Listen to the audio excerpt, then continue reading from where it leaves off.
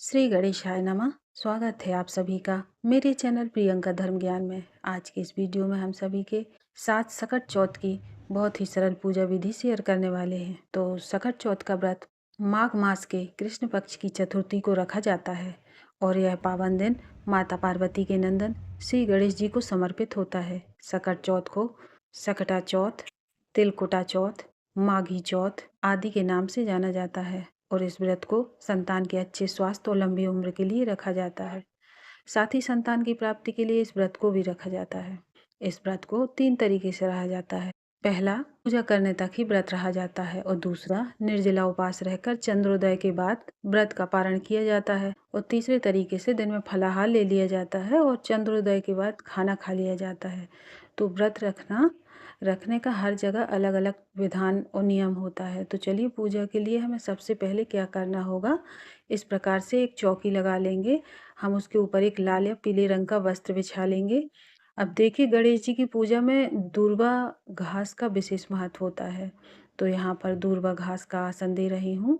आप चाहें तो तिलों का या अक्षतों का आसन भी दे सकते हैं। तो यहाँ पर पूजन करने के लिए गणपति जी को फोटो ले लें या फिर आपके पास मूर्ति हो तो आप वह भी ले सकते हैं।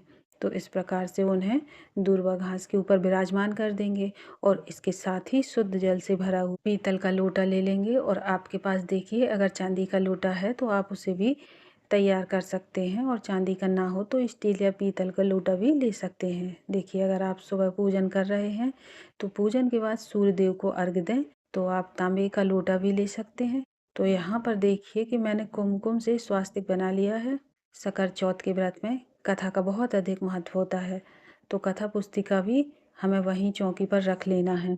अब इसके बाद तिलों का आसन देते हुए एक शुद्ध देसी घी का दीपक प्रज्वलित करके हम रख लेंगे। तो देखिए, कोई सा भी व्रत या पूजन हो, दीपक को प्रज्वलित करके ही आप पूजन शुरू करें, क्योंकि दीपक जो है वह हमारी पूजा का, संपूर्ण पूजा का साक्षी होता है। अब इसके बाद गंगा जल और फूल की सहायता से स्नान की भावना से हम गणपति जी को जल से अभिषेक कराएंगे और उसके बाद पंचामृत से अभिषेक करा देंगे।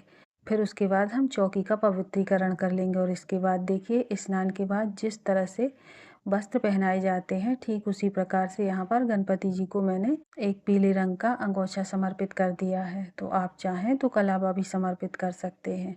अब हम गणपति जी को वस्त्र के रूप में कलावा समर्पित कर देंगे। अब गणपति जी को यहाँ पर जनेऊ अर्पित करेंगे। अगर आपके पास जनेऊ ना हो तो आप कच्चे सूत को 7 बार लपेटकर जनेऊ की भावना से उसे अर्पित कर सकते हो और बाद में गणपति जी के हस्त कमलों को हम चंदन और रोली से टीका करेंगे। उसके साथ ही गणपति जी के वाहन मूषक राज तथा पुस्तिका और दीप देव कलश का पूजन कर लेंगे। तो देखिए, हमारे यहाँ सकट चौथ कलश से स्थापना की जाती है। अगर आपके यहाँ नहीं की जाती हो तो आप कलश स्थापना स्किप कर सकते हैं, और अगर आपके यहाँ कलश स्थापना की जाती है तो आप जरूर कर लें। और गणेश जी को रोली, कुमकुम, सिंदूर तीनों वस्तुएं ही अर्पित की जाती हैं। आप कोई भी वस्तु से गणपति जी को टीका कर सकते हैं।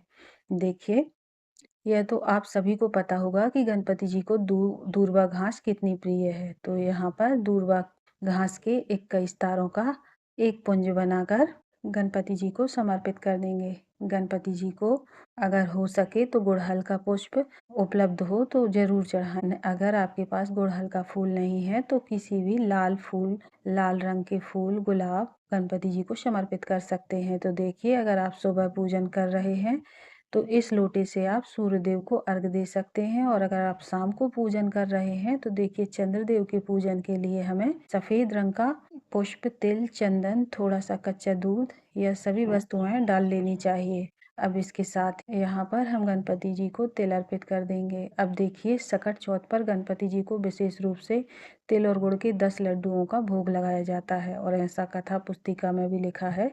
गणपति जी को हम लड्डुओं का, और अपने घर में आपने जो भी रसोई, पूरी, पकवान, कोई मीठा बनाया हो तो उसका भी भोग आप अर्पित कर सकते हैं। और गणपति जी को देखिए, शकट चौथ पर शकरकंद का भोग अवश्य लगाना चाहिए। विशेष रूप से शकरकंद का भोग अर्पित किया जाता है। शकट चौथ पर शकरकंद, गन्ना, बिही, गाजर, तिल गुड़ इनका विशेष रूप से भोग अर्पित किया जाता है। और इसके साथ कच्चे नारियल का भी भोग हमें गणपति जी को अर्पित कर देना है। और इसके साथ ही जो भी ऋतु फल आपके पास या आपके घर में उपलब्ध हो, आप उनका भोग अर्पित करें। आप देखिए, जैसा कि नाम से ही पता चल जाता है कि तिलकुटा चौथ, तो यहाँ पर हमें तिल और गुड़ को कूट लेना है। और बहुत से लोग देखिए तिलकुट का पहाड़ बनाते हैं। तो तिलकुट का पहाड़ बनाने के लिए सवा सेर का हमारे यहाँ जो है तिलकुट का पहाड़ बनाया जाता है। अब आपने जो तिलकुट का पहाड़ बनाया है वह यहाँ पूजा की चौकी पर रख लें। इसके बाद तिलकुट के पहाड़ को हमें विधिवत पूजन कर लेना है। जल से स्नान कराना है, पंचामृत से स्नान कराना है, वस्त्र की भावना से कलावा अर्पित करना है।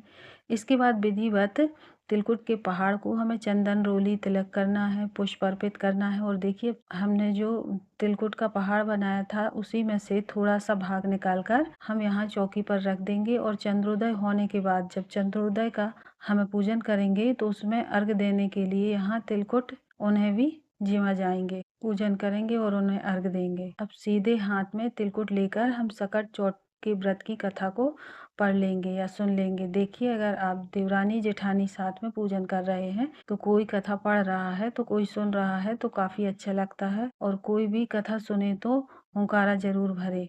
यहाँ पर आप देख सकते हैं कि सकट चौथ व्रत कथा पुस्तिका में व्रत की विधि लिखी हुई है।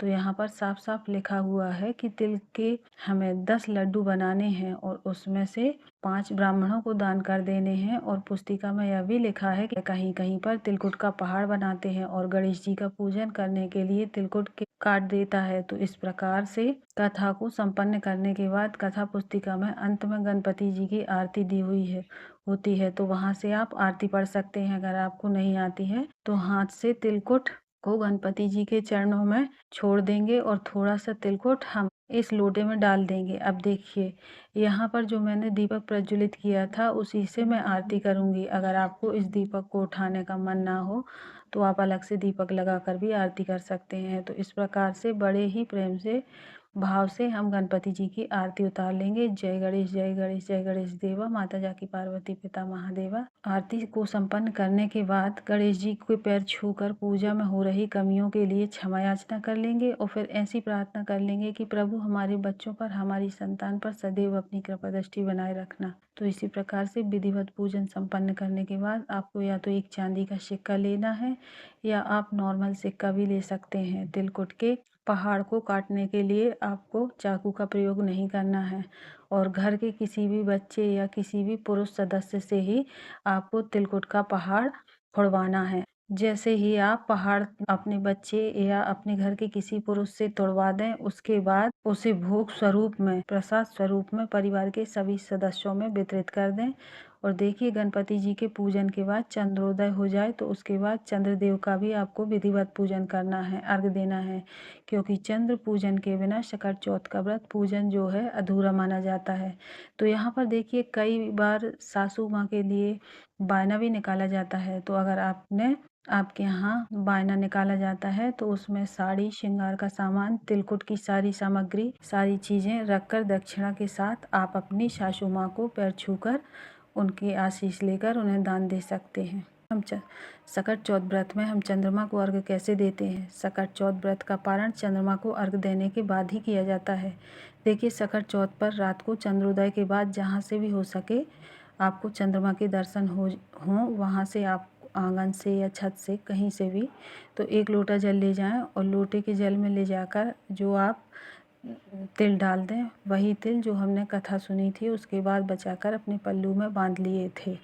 इसके साथ ही अगर आपके पास फूल हैं तो आप फूल भी डाल सकते हैं। जल के साथ में जो भी आपने तिलकुट बनाया है थोड़ा सा भोग के रूप में तिलकुट डाल लेंगे। और देखिए, हमारा चंद्रमा को अर्घ देने के लिए जल तैयार हो जाएगा। इसके साथ ही अपनी कोई भी चांदी की चीज़ लेनी है या आप तार पहनते हो वह ले लीजिए, या फिर चांदी का कोई सिक्का ले लीजिए, या फिर चांदी का रिंग ले लीजिए।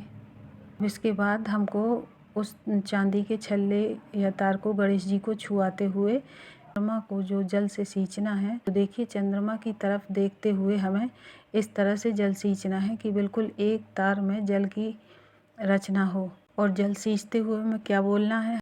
हरे बांस की छावड़ी, गले मोतियों का हार, चांद सूरज को अरब देशों देशों, जियो मेरे बच्चे भाई भरतार, आँख तले मेरे सासरे, धाक तले नंसार, पियर शास्त्रों ऐसा बसे, जैसों की पीढ़ी के सुनना। और परिवार बढ़ता रहे, वैसे ही मेरे पीहर और सासरे का परिवार भी बढ़ता रहे, वैसे ही मेरे पीहर और सासरे का परिवार भी बढ़ता रहे। इस तरह से हम अर्घ देंगे।